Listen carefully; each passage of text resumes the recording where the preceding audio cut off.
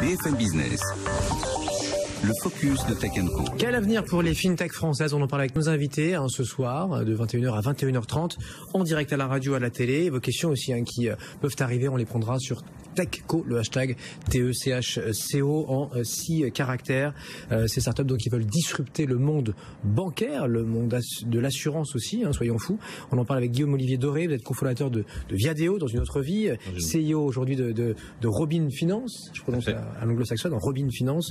C'est quoi, c'est un clin d'œil à Robin des Bois ou c'est... Il y a une notion de ça, effectivement. Bon, vous expliquerez tout ça parce que la plateforme, elle est en ligne, on la trouve, mais elle n'est pas encore active, je crois. Elle n'est pas encore active, imminent. Elle sera en ligne, c'est imminent pour l'application mobile et ça sera en ligne pour la partie plateforme début 2017. Dans la gestion d'épargne, vous auriez pu être invité aussi dans le focus d'hier. Vous voulez redonner la main aux épargnants, c'est votre promesse. Et vous organisez la semaine prochaine le Bordeaux FinTech. Donc voilà, le forum, c'est la 2e édition de ces rencontres, parce que ça dure 2 jours avec les acteurs du secteur, et acteurs français et européens. Européens, oui, on a quelques invités anglais. Avec nous aussi Geoffroy Guigou, vous êtes cofondateur de United Credit. Geoffroy, bonsoir, bienvenue. Bonsoir.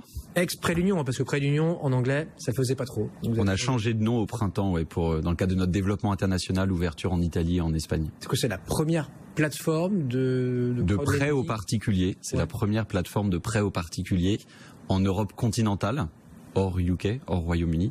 Et c'est la seule plateforme au monde de prêt aux particuliers qui a son propre agrément d'établissement de crédit.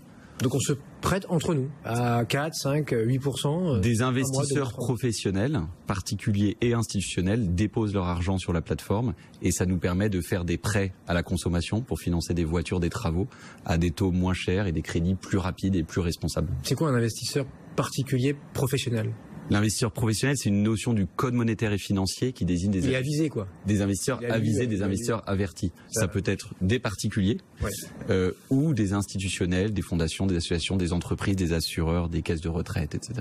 C'est bien de rappeler le cadre légal. De toute façon, vous êtes très très tenu. Vous connaissez ça bien mieux que moi. Et parce qu'on parlera aussi de ces affaires qui ont défrayé la chronique aux États-Unis. Prosper, Lending Club. J'ai interrogé son patron il y a quelques mois. Est-ce que ça peut nous arriver aussi en France ? Je vous poserai la question ce soir. Et Frédéric Berger, que je salue pour terminer mon tour de table, de bfmbusiness.com. Salut Frédéric. Bonsoir. Alors, messieurs, moi, quand j'entends certains dans votre secteur dire, tiens, les fintech, là, les startups de la finance sont des sortes de nouveaux moustiques là pour les banques. En gros, ils sont petits, mais ils font du bruit. Guillaume Olivier, vous êtes d'accord avec ça ou pas ? Ils sont petits, mais ils font du bruit. Ils sont pas très nombreux. Il y a finalement pas beaucoup plus de 1300 sociétés dans le monde qui font ce métier. Mais ils sont dans une industrie qui est absolument énorme, parce qu'en réalité, l'industrie de la finance, c'est 13% de l'économie mondiale. C'est le secteur d'activité le moins digitalisé au monde. Alors pour des raisons légales, pour des raisons informatiques. Les banques digitalisées au monde, vous êtes sûr de ça ? Quasiment, ouais, je suis sûr de ça. Les banques, vous savez combien dépensent les banques chaque année pour leur système d'information ? On est à 60 milliards de dollars de dépenses informatiques. Pour les il y a du boulot alors. Donc ça veut dire qu'elles ont un vrai problème de digitalisation. Et donc c'est un secteur effectivement qui met du temps à se développer parce qu'on parle de l'argent. Donc c'est un sujet sérieux. C'est effectivement relativement réglementé. On a une chance folle en France d'avoir une réglementation qui est très protectrice pour les consommateurs. Mais non, c'est un vrai secteur qui commence à se développer. Fred, un peu de pédagogie, on a déjà parlé des fintech, on en reparle ce soir. Il y a la tarte à la crème, donc ces plateformes de crowdfunding, de crowdlending, et puis il y a tous les autres. Oui, donc là, effectivement, il y a le financement. La nouveauté, c'est qu'on peut financer effectivement entre particuliers ou des entreprises ou d'autres particuliers. Ça dépend du cas de figure. Donc on peut choisir même l'entreprise qui nous plaît ou dans laquelle on souhaite investir des sommes, sachant que la réglementation vous interdit de miser toutes vos épargnes. Voilà. Donc je crois que la réglementation vous impose des montants, des plafonds pour le particulier, lambda comme vous et nous, pour éviter qu'on brûle son argent dans un risque trop important. Donc il y a ça, il y a tout ce qui est paiement mobile. Donc la révolution effectivement informatique vient du smartphone connecté, donc du téléphone connecté à Internet, qui est maintenant plus performant qu'un ordinateur d'il y a 5 ans. Donc ça permet de faire plein de choses dans sa main, avec son pouce, sur un écran tactile. Donc ça c'est vraiment une révolution. Donc il y a tout ce qui est lié à ces transactions qu'on peut faire depuis un mobile, donc du paiement, du transfert, de la cagnotte.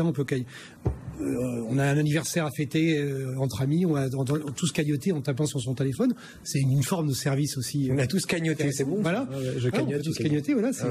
On va parler. Il y a des entreprises qui se sont spécialisées dedans, qui certaines ont même été rachetées par des banques. Donc voilà, donc il y a ces services-là, effectivement. L'avenir des fintech, c'est quoi ? C'est de se faire racheter par une banque, Geoffroy ? Ou pas forcément ? Pas forcément, non. Surtout pas, on pourrait dire. Il y a des fintechs qui se sont aux États-Unis, on en reparlera peut-être tout à l'heure, qui sont introduites en bourse, donc qui ont trouvé les moyens financiers de poursuivre leur croissance, on va dire, de façon indépendante. Parlons-en, ça donne quoi alors Parce qu'ils ont toujours un peu d'avance sur nous, donc 2-3 ans après, qu'est-ce que ça donne? Ça a plu au marché, il y a une confiance? Disons que les marchés actuellement boursiers sur la tech aux États-Unis, de façon générale, fintech ou pas, ne sont pas franchement très porteurs depuis 1 an, 2 ans. Donc c'est des sociétés, tout le cours de bourse des sociétés de la tech aux États-Unis quand même pas mal souffert ces 12-18 derniers mois même, et c'est le cas aussi des fintechs. Donc il est un peu tôt pour avoir encore un retour d'expérience. Il y en a d'autres qui effectivement se font racheter par des grands acteurs bancaires. Donc il n'y a pas de destin naturel d'une fintech de se faire racheter par une banque, à mon avis, absolument pas. Même si, effectivement, comme vous le disiez, il y a un retard de digitalisation des acteurs bancaires, un retard énorme. Il y a des systèmes d'information extrêmement lourds à faire bouger. Et du coup, l'option de racheter une start-up de technologie financière, une fintech, ça peut être un mouvement défensif d'un acteur bancaire pour rattraper son retard. On a d'ailleurs des chiffres là-dessus, Frédéric. Oui, il y a effectivement, je crois qu'il y a d'abord les banques participent aux levées de fonds. On a le cas de Linkso, on a Crédit Agricole et le Crédit Mutuel Arkéa qui ont participé à la levée de fonds. De Linkso, qui est un acteur qui fait en gros de l'agrégation, simplifie l'agrégation de comptes bancaires, de plusieurs comptes bancaires pour bien de mieux contrôler vos finances personnelles. D'accord. Donc elles participent des fois à la levée de fonds, elles investissent. Parfois d'anciens banquiers sont aussi à la tête d'entreprises. Ça peut arriver aussi. Donc et au niveau macro, est-ce qu'on sait combien elles investissent ces banques? Les banques, je crois que c'est je crois que c'est 5 milliards de dollars, je crois, qui ont investi, je crois, globalement dans les fintechs, soit par des levées de fonds, soit en investissant directement. Sur un total de 20, je crois, c'est ça. D'accord, donc un quart, quand 4 dollars sont mis dans les fintechs, il y en a un qui provient directement des banques. Donc elles regardent ça de très très près quand même. Oui, à suivre de près. Guillaume Olivier. Elles sont très très présentes dans l'univers des fintechs, elles sont très présentes sur les salons professionnels.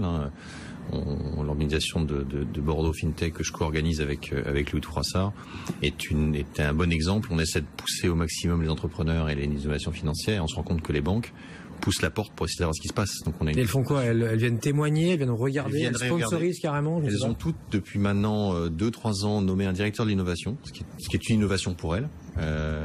En termes de RH, c'est un poste qui n'existait pas, qui est quelqu'un qui est censé faire de la veille, regarder ce qui se passe à l'extérieur. Des CEO, il y en a partout maintenant dans le CAC 40, banque ou. Oui, mais c'est un vrai directeur d'innovation. C'est quelqu'un qui va aller observer ce qui se passe à l'extérieur, rencontrer les dirigeants, voir les modèles économiques, comprendre comment ça fonctionne, donc évangéliser en interne et en externe. Et on se rend compte là sur cette conférence qu'on a pas mal de banques qui ont poussé la porte et qui essaient de venir voir, de venir comprendre, d'essayer de regarder s'il y a des cibles d'acquisition. Il y a effectivement un appétit fort. Sur quel métier elles sont le plus attaquées maintenant, les banques traditionnelles? La relation client. En fait, la fintech a quand même un avantage, on vous en parlait tout à l'heure, effectivement, elles sont dans une position, elles ne traînent pas ce qu'on appelle le legacy. C'est en fait le système d'information très lourd et toute la contrainte réglementaire et toute la superposition des couches logicielles qu'elles ont créées au fur et à mesure du temps et que la réglementation leur a imposé. Et donc elles sont dans une position où elles peuvent bouger. La fintech, lorsqu'elle se développe sur une problématique verticale client, se digitalise immédiatement et effectivement beaucoup plus efficace immédiatement. Et c'est là-dessus qu'en général les fintech gagnent, c'est sur la manière dont elles gèrent la relation avec le client. Vous, chez United Credit, Geoffroy, vous avez été, avec Charles Egli, qu'on a reçu à plusieurs reprises sur ce plateau, vous avez été approché par des banques, vous avez fait rentrer à votre capital. Quand je dis banque, c'est Instit au sens large. On a notre capital et c'est un partenaire historique, un accompagnateur de toute notre croissance, Crédit Mutuel Arkéa, qui est aujourd'hui l'acteur bancaire le plus emblématique. C'est eux qui bougent le plus. Voilà. Banque Populaire, pas mal. Le mois, les Jean-Pierre Denis ont fait des choses exceptionnelles avec leurs équipes pour dynamiser l'écosystème des fintech français. Depuis, on voit aussi la Maïf qui est assez présente, mais plus dans l'économie collaborative au sens large. Donc le corporate venture, les investissements qui proviennent des acteurs traditionnels du secteur, dynamisent l'activité. Donc effectivement, on a Crédit Mutuel Arkéa au capital. Ils ont combien? 25% du capital. D'accord. Et puis on a d'autres partenaires comme AG2R La Mondiale parmi nos actionnaires qui sont qui est un assureur, qui sont des acteurs institutionnels du secteur. En France, pour avoir un agrément bancaire, ce qui est le cas de United Credit, qui a eu son propre agrément d'établissement de crédit en 2011, il est relativement nécessaire, historiquement, d'avoir un partenaire bancaire à son capital. Ça peut expliquer, dans les métiers régulés de la banque, l'intervention de ces acteurs industriels au capital des startups. Prise de participation et rachat pur et simple. Le plus emblématique, c'était Litchi, effectivement. Oui, il y a eu Litchi. Par le Crédit Mutuel il y a quelques mois. FinSquare aussi, qui a été reprise par Lendix. Alors, ce que je voulais poser aux questions, c'est est-ce qu'il n'y a pas un risque, c'est-à-dire qu'une plateforme effectivement soit en cessation de paiement avec l'argent des particuliers qui ont été investis dans la plateforme pour financer. Comment ça va se passer dans ces cas-là? Est-ce que le scénario n'est pas complètement aberrant, peut se produire? Est-ce que ça sera un rachat, comme ça s'est passé éventuellement, ça peut se passer? Ou est-ce qu'il y a un régulateur effectivement dans ces métiers? Il y a comme l'autorité de contrôle prudentiel qui surveille de près tout cela. Mais est-ce que ces scénarios peuvent arriver je parle des plateformes de financement participatif. Oui. En fait, vraiment de création récente. Est-ce qu'il y a un risque? Je vais parler juste dans le cas d'United pour vous expliquer comment c'est structuré, parce que chaque plateforme a un modèle assez différent. Nous concernant les investisseurs prêteurs, donc qui déposent de l'argent sur la plateforme pour financer des prêts, les financent via un mécanisme de fonds commun. Si United Credit, la plateforme, faisait faillite, ça n'aurait aucun impact, un impact extrêmement limité sur les investisseurs prêteurs, puisque les mensualités des emprunteurs leur reviendraient en priorité. Voilà, en utilisant un mécanisme juridique de fonds commun. Donc ça, c'est la façon dont nous on l'a structuré. Donc c'est très différent des cas que vous mentionnez de plateformes de prêts aux entreprises où effectivement. Les banques sont-elles finies? Question un peu provoque là sur Twitter. Guillaume Olivier. Les banques ne sont surtout pas finies. Je dis en rigolant, lorsque j'ai mes copains dans les autres sociétés fintech qui disent qu'elles veulent se passer des banques, je leur dis quand vous créez votre société, vous ouvrez un compte en banque, donc vous continuez à bosser avec les banques. La réalité, c'est qu'il y a de plus en plus d'alliances entre les fintech et les banques, alliances capitalistiques, alliances opérationnelles. Tu parles du Crédit Mutuel Arkéa, c'est non seulement un partenaire capitalistique de beaucoup d'entreprises, mais surtout un partenaire technique ou technologique de beaucoup d'autres fintech, ce que personne ne voit. Compte Nickel. Oui. dont on parle, qui est une très belle réussite. 400 000 clients maintenant. 400 000 clients, quasiment 500 000. Ouais. Hugues, son partenaire. Hugues Lebret, ancien de la Générale. C'est le Crédit Mutuel Arkéa. Voilà. Donc il y a forcément un opérateur bancaire derrière, parce que la puissance et le déposite, comme on dit dans ces métiers-là, c'est la capacité effectivement de poser l'argent quelque part, est un métier qui doit être fait par un établissement bancaire. Sauf que vous grignotez, c'est vrai tout cela, mais là parce que c'est le début aussi, il faut bien vous mettre le pied à l'étrier, mais vous captez de la valeur, vous piquez des clients sur des métiers très particuliers, les devises, le prêt. Très rentable, des métiers très rentables. Très rentable. Voilà. Donc ça pose quand même question. Et puis il y a quand même des accidents, et là pour le coup pas en France, mais aux États-Unis, on viendra sur Lending Club. C'était il y a quelques mois de cela, et ça a refroidi plus d'un investisseur. Alors, le cours de bourse lui est allé à la cave. On était un petit peu allé trop vite là-bas, parce qu'en France la réglementation visiblement est plutôt à la pointe, et en même temps fait que le cadre empêche peut-être des sorties de piste. On en parle juste après ça, messieurs. 21h15, vos questions, vos commentaires sur le hashtag TechCo, TECHCO. À tout de suite. BFM Business et 01net.com présentent Tech & Co, le grand live du numérique avec Sébastien Poineau. Et avec nos invités, on parle des fintech. Quel avenir pour la fintech à la française? On en parle donc avec Robin Finance, Guillaume Olivier Doré, donc Robin Finance qui arrive dans les prochaines semaines, on va en parler dans un instant. Vous organisez aussi à ce Bordeaux Fintech qui ouvre ses portes donc mercredi prochain, le 5. Mercredi soir, oui, pour une belle soirée expérience utilisateur. On va essayer d'expliquer aux Français ce qui peut changer leur quotidien en fait avec les fintechs, parce que ça change le quotidien des gens, et une journée plutôt professionnelle le lendemain. Sur Twitter, on nous dit, tiens, je regarde le PSG et j'écoute en même temps à la radio BFM. Bon, j'ai aussi regardé BFM Business, il peut, voilà, mettre la TNT Île-de-France, les box, ça fonctionne très bien, ou le streaming live est gratuit. On est aussi avec Geoffroy Guigou, donc pour United Credit, l'ex-Prêt d'Union, vous connaissez sûrement Prêt d'Union, voilà, ils ont changé de nom il y a quelques semaines. Vous nous disiez hors antenne, on est Lilliputien en gros, faut arrêter de dire on va tuer les banques. Certes, on a un boulevard. enfin vous avez un boulevard les fintech, mais vous restez en part de marché tout petit. Est-ce qu'on peut juste rappeler les ordres de grandeur, je crois, s'il vous plaît? United Credit a octroyé plus de 400 millions d'euros, enfin environ 400 millions d'euros de crédit depuis son lancement. Ça sera 200 millions d'euros sur cette seule année. Ça va très vite quand même. 2016 en France et 20 millions en Italie où on vient de nous lancer. Donc on peut se dire 200 millions c'est beaucoup, la société fera à peu près 10 millions d'euros de chiffre d'affaires, 150 salariés, mais malgré tout cette année on n'aura que 0,2-0,3% de part de marché. Sur le prêt particulier. Sur le marché du crédit à la consommation français, 50 milliards d'euros de nouveaux crédits environ octroyés aux ménages français chaque année. C'est 6 millions de ménages qui chaque année font un crédit de 8 000 euros. Sauf que vous êtes en hyper croissance alors que Coffee-Noga et autres tirent la langue là et n'arrivent plus à progresser depuis des années. On fait près de 100% entre 90 et 100% de croissance encore cette année. Sur un marché flat, voire en baisse. Voilà, et on veut multiplier par 10 la taille de la société en 3 ans, donc en 2019, peut-être au pire 2020, réaliser autour de 100 millions d'euros de chiffre d'affaires. Fred, on parle quand même de ce qui s'est passé aux États-Unis il y a quelques mois. Frédéric Berger, Lending Club, Renaud Laplanche, français d'ailleurs, qui a lancé cette aventure avec à son board les plus grands financiers américains connus, reconnus. Et puis sorti de piste, là, il lui-même a été évincé, poussé par la porte, enfin poussé à la porte. Oui, c'est un risque, mais je crois qu'effectivement c'est lié, on l'a dit, enfin les gens s'ils l'ont dit, c'est lié, je pense, en partie à la réglementation américaine, qui a permis, n'oublions pas les subprimes, qui permettait comme ça de prêter à des gens qui n'en avaient pas les moyens, et on a vu ce que ça a donné quand on prête trop d'argent à plein de gens qui ne peuvent pas rembourser. C'est ce qui s'est un peu passé aussi avec Lending Club, c'était un peu de la titrisation, de la transformation. Geoffroy, non, Il y a eu plusieurs choses. On ne sait que ce qu'on lit dans les médias. L'enquête est en cours. Mais l'enquête est en cours. Il y a plusieurs sujets de contrôle interne, de maîtrise des risques, de respect des souhaits d'investissement des investisseurs. Mais il ne faut pas jeter. C'est complexe. En fait, ça révèle juste le fait que Lending Club avait déjà un certain nombre de difficultés sur le marché américain, qui est très très différent du marché français. Aux États-Unis, vous pouvez lancer ce type de plateforme sans agrément ou avec des agréments légers ou en louant des agréments. Ce n'est pas possible en France. Ces plateformes aux États-Unis font à peu près 95% de leur chiffre d'affaires au moment de l'octroi du prêt.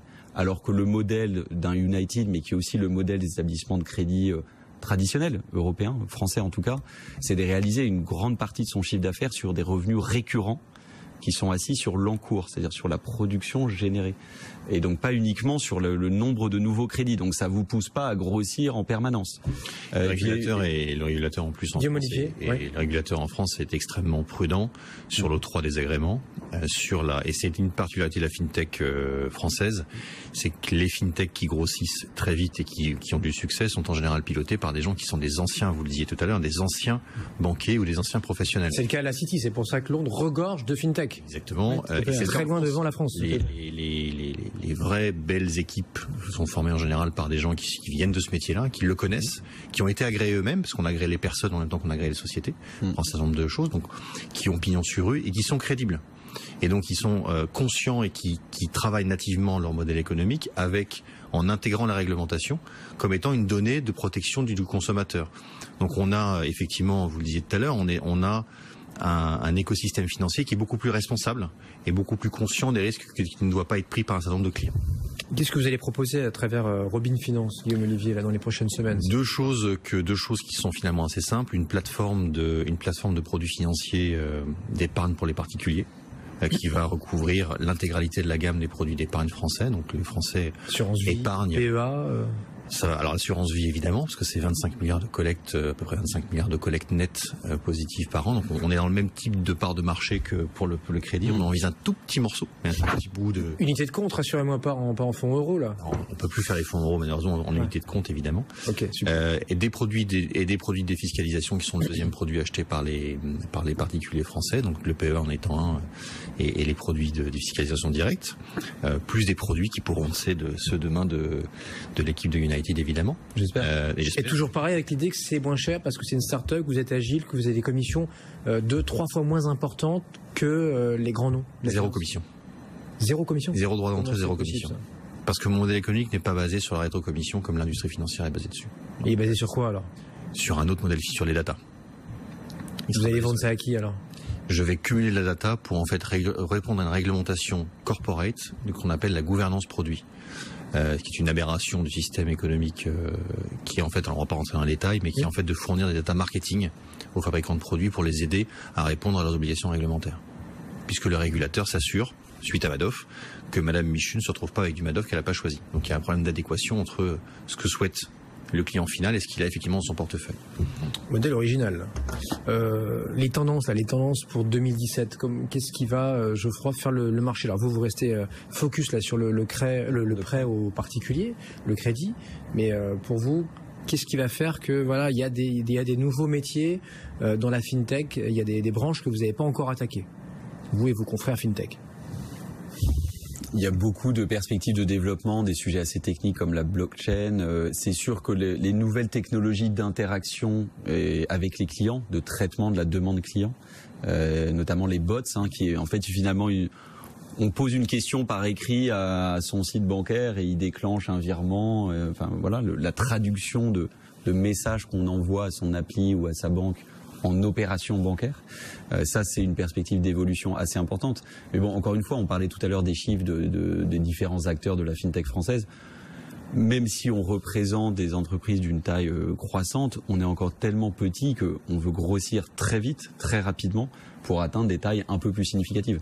Pour United Credit, la priorité actuellement, c'est le développement européen de la plateforme. Donc on était uniquement présent en France jusqu'ici. Notre agrément bancaire en fait est un agrément européen, donc qui nous permet de passeporter. Et je crois que Axel Lemaire encore récemment indiquait à Londres aux acteurs de la fintech que avoir des agréments bancaires en France, c'est une façon de sécuriser pour elle le passeport bancaire européen. Donc voilà, ça nous permet de nous lancer en Italie depuis le mois de mars. Donc par croissance interne, là, vous n'avez pas racheté un concurrent italien. On est parti de zéro, on a passeporté notre agrément bancaire. D'accord. On a 15 salariés aujourd'hui à Rome et l'activité se développe 2 fois plus rapidement que c'était le cas quand on s'est lancé en France, et on se lancera en Espagne en début d'année prochaine. Donc ça, c'est notre axe stratégique principal, c'est on reste sur le même modèle, on ne cherche pas à se diversifier, mais on affirme notre leadership européen. Les banques ont l'air à nouveau très fragiles en cette fin 2016. Et ça vous rassure, ça vous inquiète? Même les banques allemandes sont pointées du doigt. Et les banques italiennes, on n'en parle même pas. Ça a forcément un impact sur la perception que les gens vont, que les particuliers ont avec leur argent. La relation que les gens ont avec leur argent, en particulier en France, c'est je t'aime moi non plus. Donc et c'est particulier avec la banque aussi. Mais pour revenir sur ce que tu disais tout à l'heure, effectivement, le nombre de sociétés fintech en France est finalement assez limité. On parle d'un secteur qui couvre même pas 150 entreprises. Donc c'est un tout petit secteur d'activité qui met beaucoup de temps à se développer. Et qu'on emploie quoi, quelques milliers de personnes? Quelques milliers de personnes. Alors dans le monde, c'est 370 000 personnes à peu près. Donc c'est quand même un gros secteur d'activité. Ouais. Mais c'est 90% américain.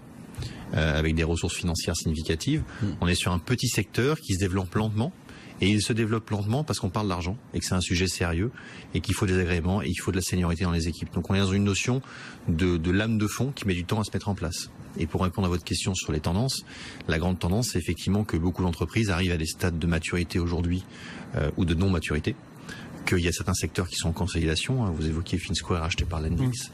Voilà, c'est 2 startups qui se rachètent. Enfin, je veux dire, c'est pas une banque qui rachète. Oui, c'est effectivement Lendix, c'est une petite qui a racheté, une grosse startup qui a racheté mais Lendix qui est aujourd'hui le leader sur l'univers du prêt aux entreprises. Donc il y a effectivement un mouvement qui est un mouvement de consolidation des fintechs. Et concentration, c'est aussi ça l'avenir des fintechs à la française. Merci beaucoup Guillaume Olivier Doré pour Robin Finance qui arrive, c'est quand donc là, quand est-ce que vous appuyez sur le bouton? Début janvier 2017. Oui, on y est presque. Donc pour redonner la main aux épargnants, c'est votre promesse. Geoffroy Guigaud aussi était avec nous ce soir, l'exprès d'Union United Credit aujourd'hui. Merci Geoffroy. Et Frédéric Berger de bfmbusiness.com qu'on a toujours plaisir à lire sur notre site web.